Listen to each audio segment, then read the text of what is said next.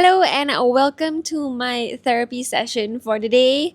I am Kat and I am going through a quarter life crisis following my life changing and yeah, apart from restarting your life at 29 or 30, you also have to continue rebuilding it at 31. So this is the journey that I'm on and I would love it if you could join me. Today we're talking about I love the certainty of rejection because I feel like I tend to catastrophize in my mind. Sometimes I feel like I don't know what reality is. And by that I mean that I overthink and I catastrophize and it really affects my self-confidence and it affects my relationships because I also start questioning, do they care about me the way I care about them? Then I need to communicate this. And somehow that kickstarts the end. That feeling of like, oh my God, are we on the same page? Do you care about me the way I care about you? And I've started noticing this pattern. Am I overthinking it? Or is this true? Is this reality? Or is the existence of my fear the cause of turning it into reality? Does that make sense? What tends to happen is my overthinking brain will notice a pattern that seems harmless at first, but it snowballs into an avalanche, and these fears of something very bad happening, um, starts to grow. And as those fears grow, the overthinking is a positive feedback loop that feeds into the fear. So both grows, right? And eventually it reaches a point where I will have to confront the fear, usually a person, and ask them, is this true? Is this thing that I've been noticing true? Please tell me it's not. And usually the very first time they'll say it's not. But after a while, it becomes true. And I'm just like, you know what?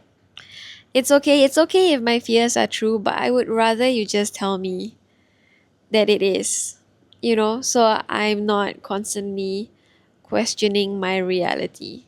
For example, I had a situationship and we were vibing, and I felt a very small shift, the beginnings of a ghosting, which eventually became full on ghosting.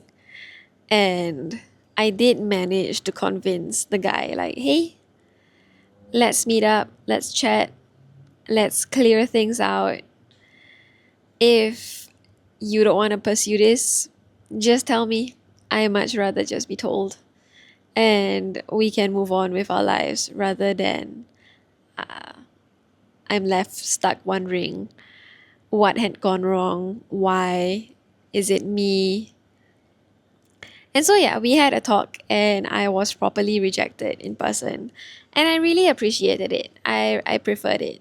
And I think also partly because rejection is redirection, right? So if I know that a thing is no longer working out, at least I can move on. And before the rejection happens, I get stuck. I can't move on. I'm just wondering why. Where did I go wrong? What is it about me that makes me not worth whatever this thing I want? Like, why did I not get this? Why do I not get the care and attention from this person, for example? And so, yeah, I just keep questioning it until finally they tell me, hey, this is the situation. This is my point of view. And sometimes it has nothing to do with me. Sometimes it does have something to do with me, but that's fine. At least I'm at peace knowing that I've tried my best. It just didn't work out, and there is certainty, and I can just move on. I'll still be sad about it, I'll still think about it occasionally, but for some reason, I just find a lot more peace in rejection. I think partly the fact that I feel so lost is why I like rejection, because there is no map in life, and at least I know if I am rejected from something, someone, some situation, that's not the direction that I should be going in. If there is no map in life, at least I know that's not the path that I should be taking. Do you feel the same? Would you rather be rejected or ghosted? And I don't mean just like romantically, I mean like in all different aspects of life.